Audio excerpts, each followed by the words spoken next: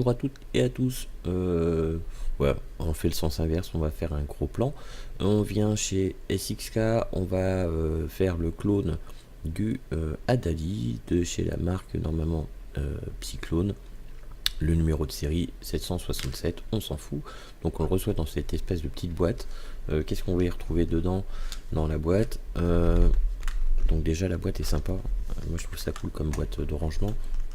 Voilà, on a une mousse de protection pour pas abîmer, hein, d'accord. Hop. Après, bah, il y a une deuxième mousse de protection. Donc la boîte, on s'en fout un peu. Et bon, c'est sympa. En plus, on peut faire de la musique avec. On va y retrouver un petit tournevis plat, un pin BF. Alors pourquoi un pin BF? Je vous expliquerai. À l'intérieur, chasset de spare avec donc deux vis de remplacement. Il y a 4 joints de deux tailles différentes et un deuxième pin BF. Donc ouais, parce que en fait SXK a dû faire certainement, tout au moins le sous-traitant, un pin pas assez long. Donc on nous ont le vendeur en fait, hein, chez qui je l'ai acheté, vend avec un pin BF plus grand qui rattrape en fait le problématique qu'il pouvait y avoir.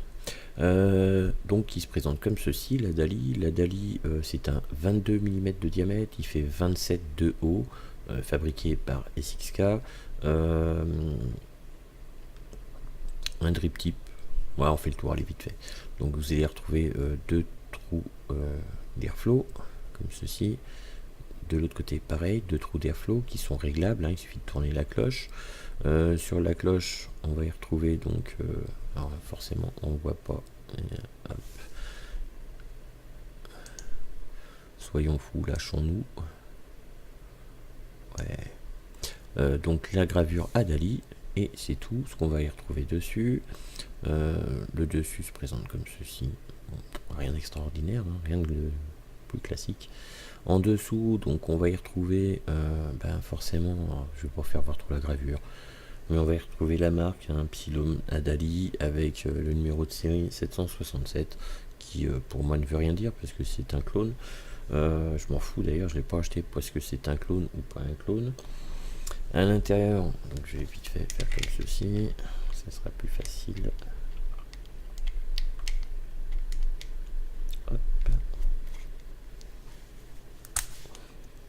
Donc les joints tiennent très bien. Hop. Alors on commence par ceci. Donc ici on a un 510 classique. Bon, rien d'extraordinaire. Deux joints toriques qui tiennent très très bien. Il n'y a pas de souci, ça tient franchement très très bien. Voilà, faut y aller.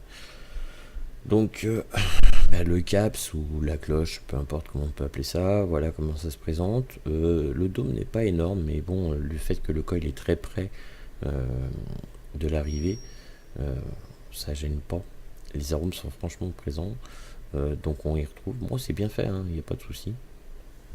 Donc voilà ce que c'est pour le caps, la cloche, comme vous voulez. On va y retrouver donc. Voilà, ça va se présenter comme ceci. Je fais le tour vite fait avant d'expliquer.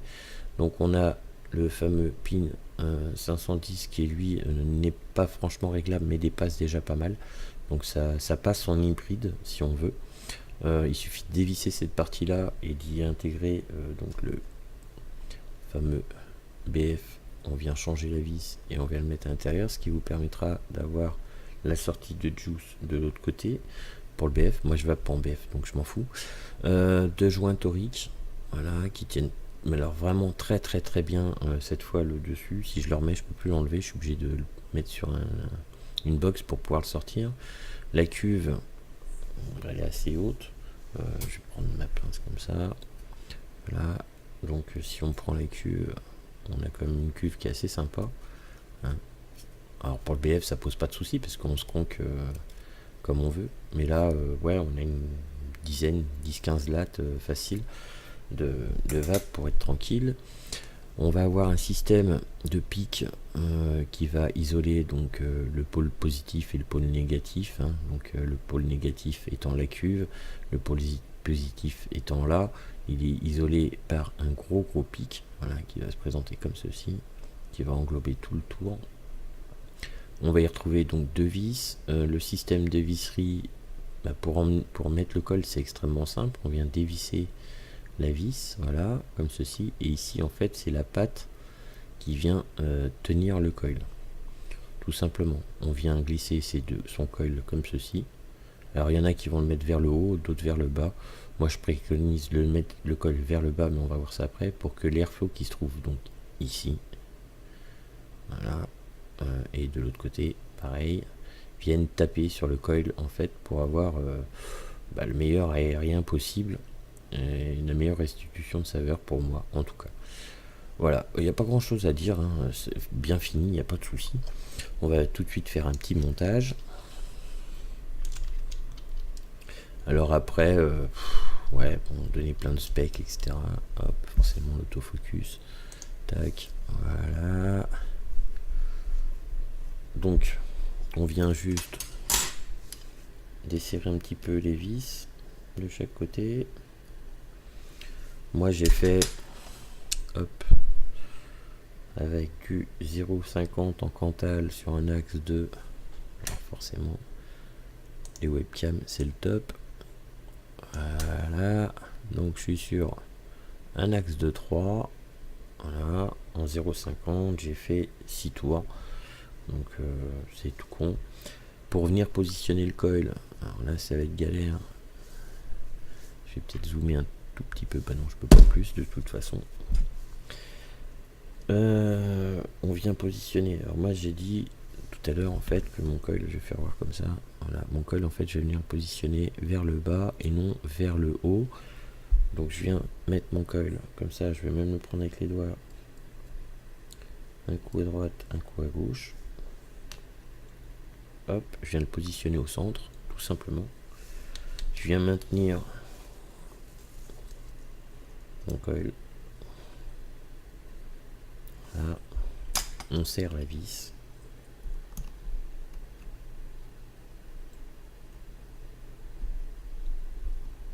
Voilà. Alors, je suis un peu hors champ, hein, tant pis.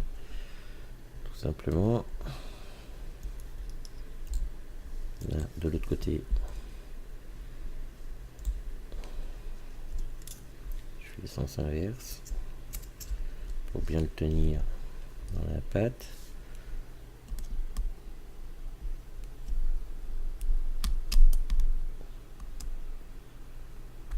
C'est extrêmement simple à positionner.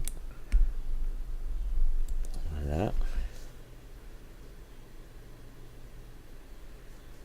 Moi, il est maintenu. Voilà, je vais faire comme ceci. Donc là, il est maintenu par les deux pattes. Il faut venir couper vraiment à ras de là, hein, que ça ne dépasse pas. Alors, s'il te plaît, l'autofocus, fais-toi plaisir. Comme d'hab. Je vais essayer de le régler quand même pour qu'on voie mieux. Voilà. En fait, il faut venir couper là, comme ça. Ici, il faut venir couper à ras de ça pour pas que ça dépasse. On va le mettre comme ceci en fait. Voilà.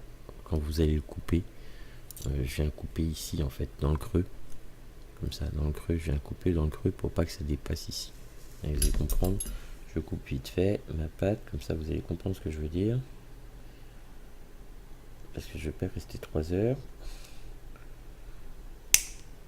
Hop. Voilà, donc en fait, quand je viens couper ma pâte, vous voyez, la pâte ici, et je l'ai coupée vraiment dans le creux. En fait, elle est coupée là. Là, elle est coupée dans le creux ici. Là, ici. Voilà. Pour pas qu'elle dépasse sur le pic vers l'extérieur. Tout simplement. Je fais pareil de l'autre côté.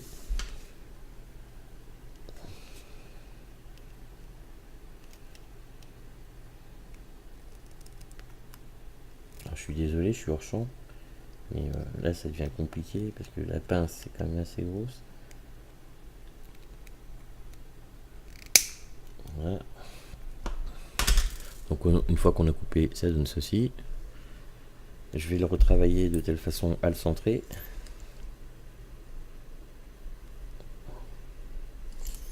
Voilà. Là, ça donne ça, tout simplement. Voilà, je suis à peu près centré. Je vais faire un ou deux coups de chauffe pour voir.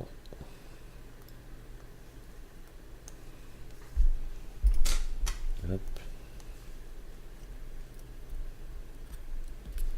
Alors c'est quand même pas un atto pour aller très très haut. Hein.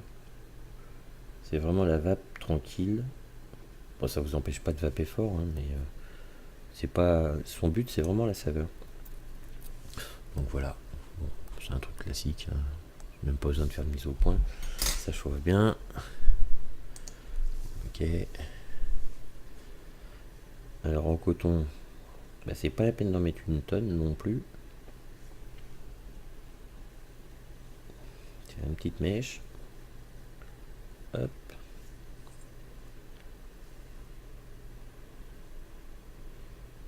Voilà. Voilà. Est-ce que j'ai assez de résistance? Oui. Je viens couper l'excédent. Alors l'excédent, ouais, je coupe un petit peu à approximativement, allez, 2 mm après la cuve. On vient positionner son coil, enfin son coton à l'intérieur. Moi je fais comme ça et après en fait je viens légèrement le recentrer pour que l'airflow soit un maximum dessus. Qu'est-ce que je vais y mettre? Et ben je vais y mettre, tiens, la crème pâtissière. Merci Christophe. La crème pâtissière en 3 mg de nicotine. J'espère qu'il va sortir ses jus un jour. Hein. Donc il a un mois de step. Bah, vous pouvez venir le voir sur Discord chez nous ou voir sa page Facebook. Voilà. Je sais qu'il n'est pas vendeur, mais bon, si vraiment vous voulez goûter ses jus, il peut vous faire du jus, etc. Enfin, c'est plutôt cool. Hein. Donc voilà, là on est prêt à vaper. Ici, donc moi je viens positionner l'airflow.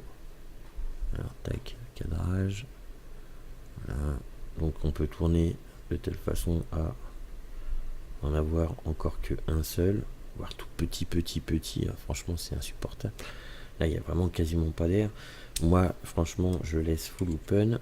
Donc c'est à dire qu'en fait je viens positionner tout simplement les yeux en face des yeux. Hein, on va appeler ça comme ça.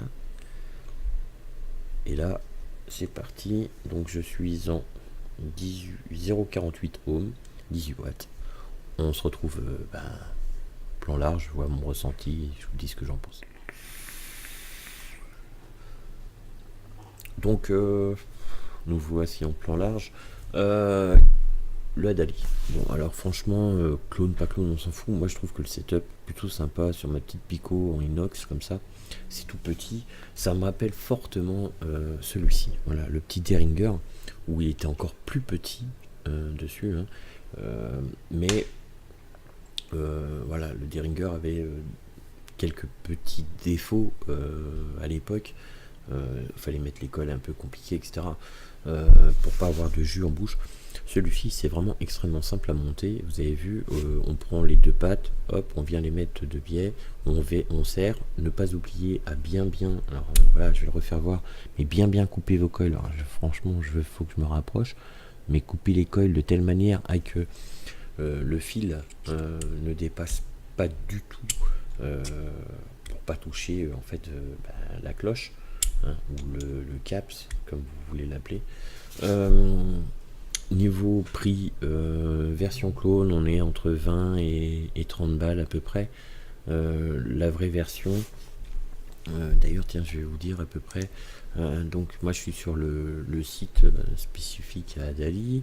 Donc ils disent bien que c'est un 22, il est fabriqué en acier inoxydable. Bon la SXK je pense que c'est à peu près pareil.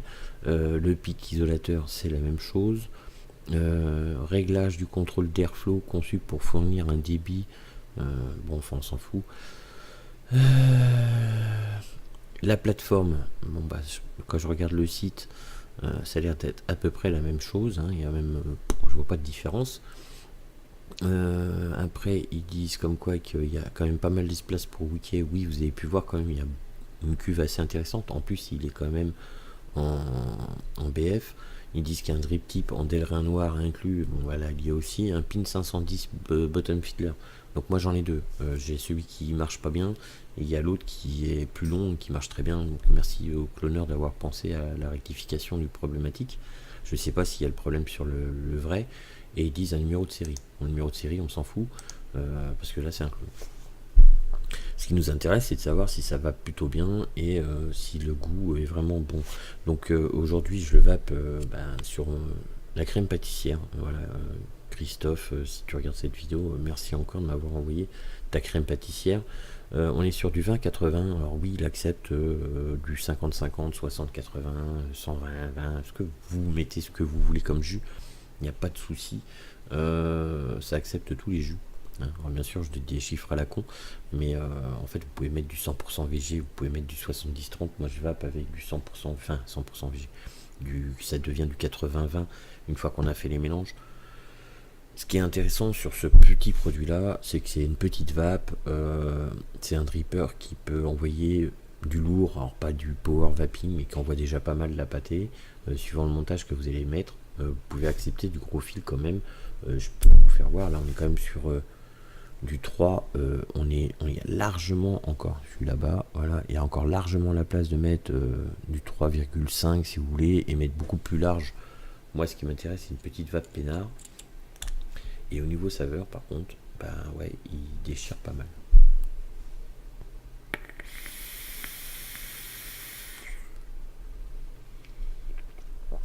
Niveau vapeur, bon on est bon, après c'est un peu au jus. Là, ce que j'aime bien en fait, c'est que je suis sur une vape qui est aérienne, mais qui n'est pas subaérienne. Elle est juste bien calculée.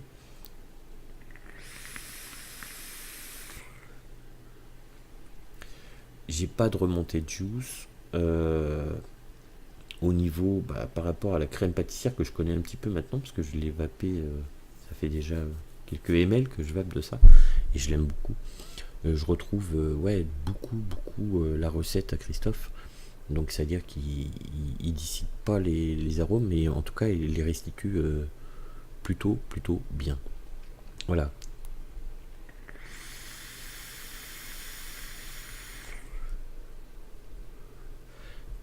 Il fait juste le taf. Il fait juste le taf dans une toute petite cuve. On peut y mettre, je sais pas, 2-3 ml de liquide, hein. Pas loin. En plus il fait BF, donc voilà, pour ceux qui sont BF, c'est tout petit. Voilà, sur une Pico, ce que ça peut donner, c'est franchement miniature. Je trouve ça plutôt cool, hein, quand on se rappelle que voilà, le Derringer était une tuerie parce que c'était vraiment miniature.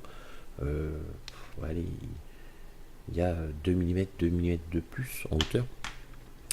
Drip type non compris, je parle juste de la cuve, mais sauf que voilà, le Derringer avait ce souci là, c'est que la cuve était beaucoup plus petite. Suivant comment on réglait les airflows, c'était moyen, on avait du jus en bouche. Là on n'a pas tout ça, donc il est bien, voilà, il est juste bien. Petite barre, et je me casse.